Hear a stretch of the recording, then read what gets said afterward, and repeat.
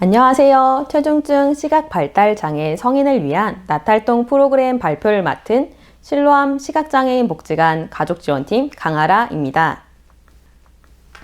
의사소통이 어려운 체중증 시각발달장애인과 함께하기 위해 어떤 방법으로 어떻게 접근했는지 다음과 같이 4가지로 나누어 소개해드리고자 합니다. 저희 프로그램은 긍정적인 행동 변화를 지원함으로써 대상자들이 스스로 할 수 있는 일상생활 영역을 확대하고 여가 시간을 즐기는 삶을 지원하는 것을 목적으로 하고 있습니다. 시간은 주 4일, 10시부터 4시까지 낮 시간을 함께하고 있으며 타해, 자해, 탈의 등과 같은 도전적 행동이 있는 시각발달장애 성인을 대상으로 하고 있습니다. 프로그램은 크게 일상생활활동, 여가활동, 지역사회 체험활동으로 나누어집니다. 일반적으로 구어로 의사표현이 어려운 발달장애인의 경우 시각화 자료를 자주 사용합니다. 다음과 같이 하루의 일과를 시각적인 자료를 통해 설명하거나 활동의 순서를 설명할 때에도 적절하게 사용 가능합니다.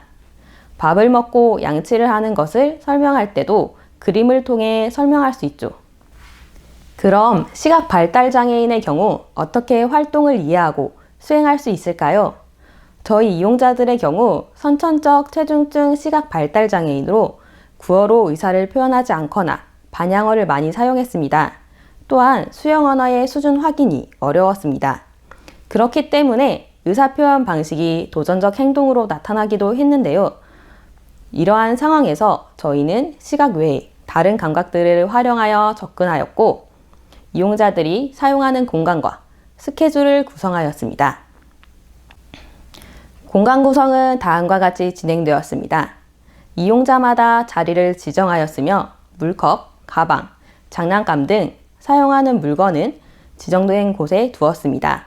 프로그램을 할 때 필요한 물품은 사물함에 넣는 등 꺼내야 할 물건을 최소화하였습니다. 이에 이용자들은 자신의 자리를 인식하여 찾아 앉으며 원하는 물건은 찾아 사용하고 이동 시 안전을 확보할 수 있었습니다. 공간 사용에 대한 접근도 있었는데요. 기존 나탈동 교실에 한정되어 프로그램을 진행하였으나 이런 상황이 이용자에게 스트레스를 준다는 것을 확인하고 체육실과 마당을 사용하기 시작했습니다. 또한 기관 차원의 도움으로 빈 교실을 자유롭게 이용하고 이용자가 선호하는 그네를 마당에 설치하는 등 넓은 공간에서 원하는 활동을 할 수 있게 되어 스트레스도 감소하고 활동의 폭이 넓어질 수 있었습니다. 청각적 접근 방법으로는 종소리를 통해 시간에 대해 알리고 해당하는 위치를 똑똑 노크하듯 두드리며 위치를 알렸습니다. 가방을 정리할 때도 사물함을 똑똑 두드리며 위치를 알려주며 넣어주세요. 점심시간에 종소리를 들려주며 점심시간이에요 라고 설명하였습니다. 시각적 제한으로 모방학습이 되지 않아 활동에 어려움이 있었습니다. 말로 설명하자니 이해할 수 없고 볼 수도 없는 이용자들과 활동할 때 저희는 촉각적 지원을 함께 하였습니다. 손을 함께 잡고 만져보도록 하였으며 세세한 동작도 손가락을 잡아주며 수행할 수 있었습니다. 또한 새로운 감각에 대한 두려움이 있을 수 있기 때문에 다양한 감각을 접해볼 수 있도록 모래놀이, 푸시팝, 뽁뽁이 등 새로운 느낌을 느낄 수 있도록 하였습니다. 그리고 주 1회 감각통합 수업을 진행하여 다양한 감각을 느껴볼 수 있는 시간을 갖고 있습니다. 또한 규칙적인 스케줄을 사용하여 예측 가능한 하루가 되도록 하였습니다. 이용자들의 컨디션에 따라 활동은 달라질 수 있기 때문에 활동, 점심, 다시 활동, 간식이라는 큰 틀에서 하루의 스케줄을 운영하고 있습니다. 피곤한 오전에는 정적인 활동을 위주로 하며 점심을 먹은 오후에는 조금 동적인 활동을 진행합니다. 이때 활동은 이용자의 컨디션, 선택에 따라 개별 프로그램을 진행하게 됩니다. 다양한 방법으로 의사소통과 일상생활 능력을 향상시키기 위해 지원했던 방법을 소개하고자 합니다. 일상생활을 지원했던 방법은 3가지로 구분됩니다. 하루의 일정을 알고 예측할 수 있게 하는 스케줄과 스스로 의사를 표현할 수 있게 지원하는 의사표현, 일상 속 기본적인 자기관리 및 주변 정리를 스스로 수행하는 기본 일상생활입니다. 시각자료의 사용이 어려운 이용자들에게 하루의 일과를 설명하고자 규칙적인 스케줄과 소리, 촉각을 통해 접근하였습니다. 첫 번째로 규칙적인 일과를 적용하였습니다. 두 번째로 정각마다 울리는 종소리를 통해 시간을 알렸습니다. 종소리의 경우 정각마다 울리는 소리를 사용하였으나 1시, 2시의 시간 개념보다 지금이 무슨 시간인지에 대한 인식이 더 중요하다고 느껴졌습니다. 그래서 현재는 점심, 간식 시간에만 동일한 종소리를 사용하여 지금이 무슨 시간인지 알 수 있도록 하였습니다. 세 번째는 손가락을 접으며 활동의 순서대로 스케줄을 이야기했습니다.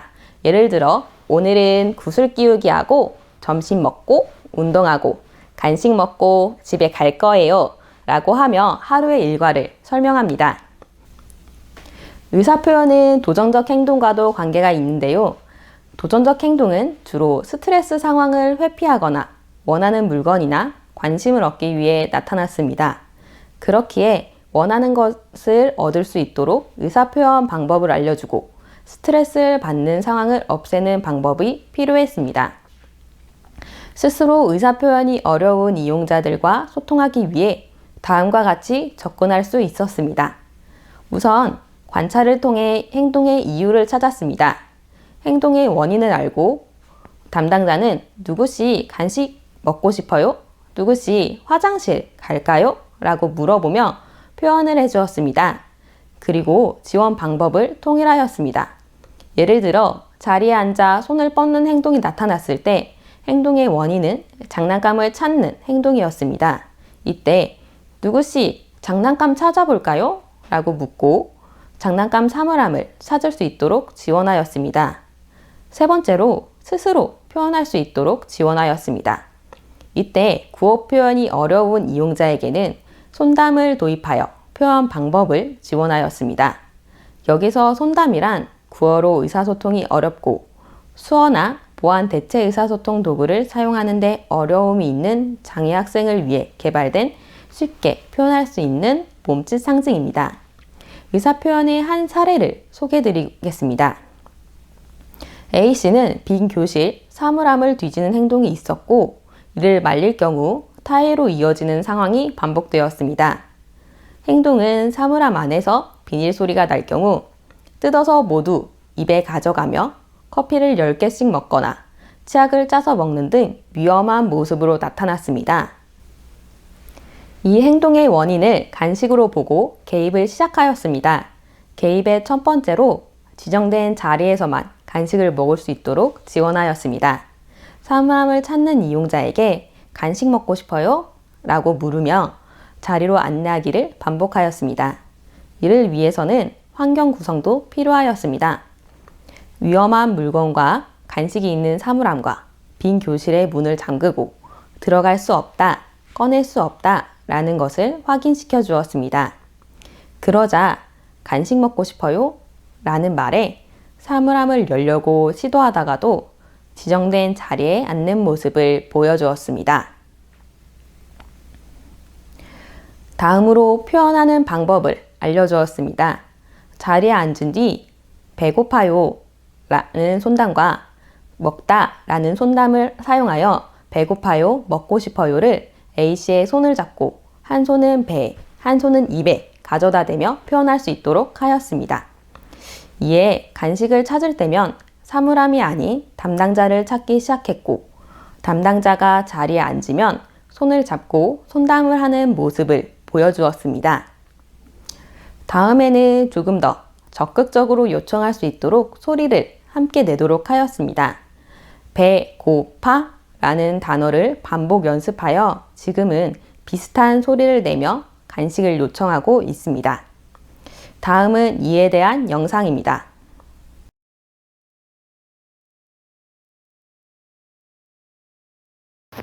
혜정씨 왜? 혜정이 왜 불러? 왜?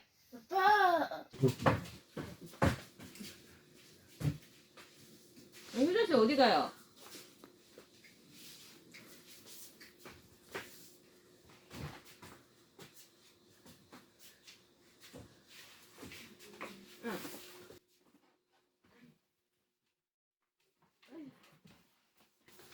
아, 뭐라고? 뭐라고? 크게 안 들려요. 그 자식 배고파요? 알았어. 간식 갖고 올게요. 네.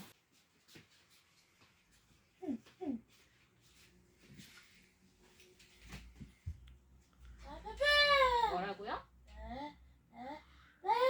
배고파요? 네, 간식 가져올게요.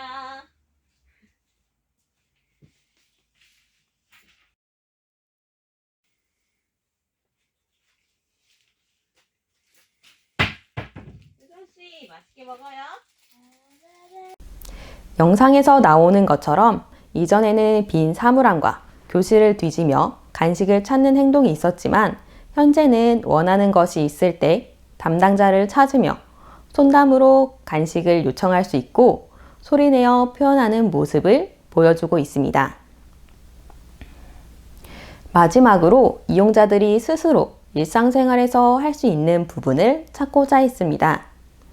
시각장애로 인해 당연히 해주었던 가방 정리나 쓰레기를 버리는 것부터 스스로 할 수 있도록 지원하였습니다. 단순히 물을 마시는 것도 자리에 앉아서 따라주는 물이 아닌 직접 정수기를 찾아 물을 마실 수 있도록 지원하였습니다. 그러자 이제는 간단한 언어적 지원으로도 스스로 수행하는 모습을 보여주고 있습니다. 이에 대한 영상을 함께 보시겠습니다.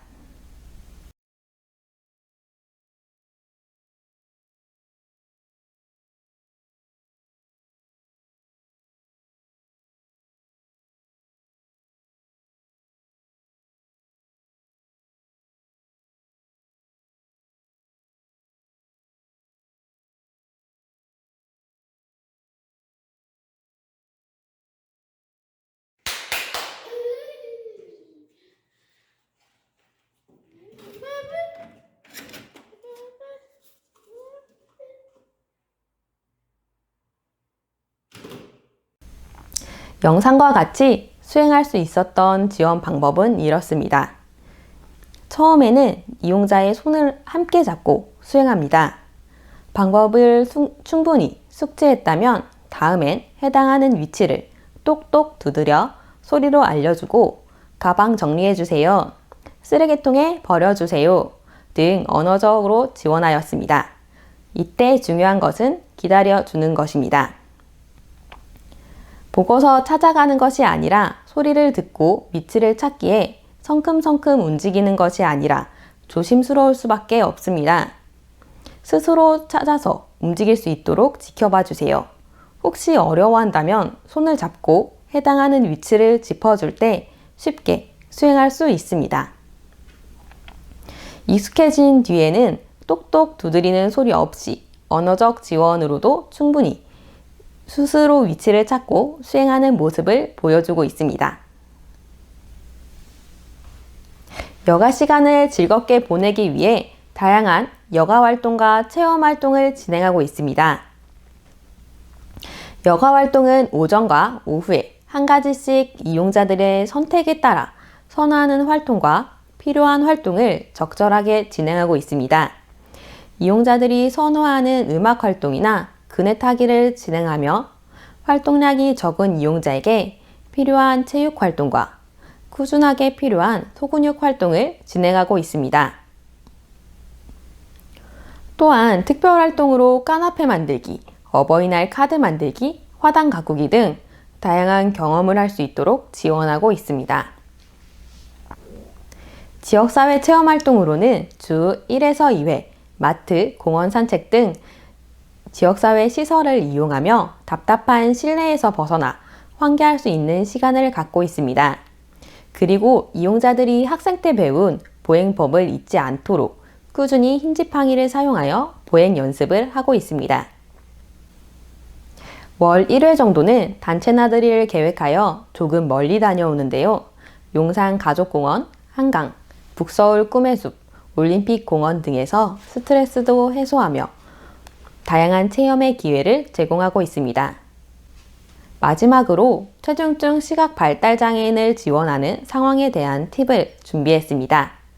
저희가 직접 경험하면서 느끼고 필요하다고 생각했던 부분입니다. 낮 활동 프로그램의 경우 오전 10시부터 4시까지 6시간 동안 진행되는 프로그램이다 보니 활동 이후 빈 시간이 상당히 길다는 것을 느끼게 됩니다.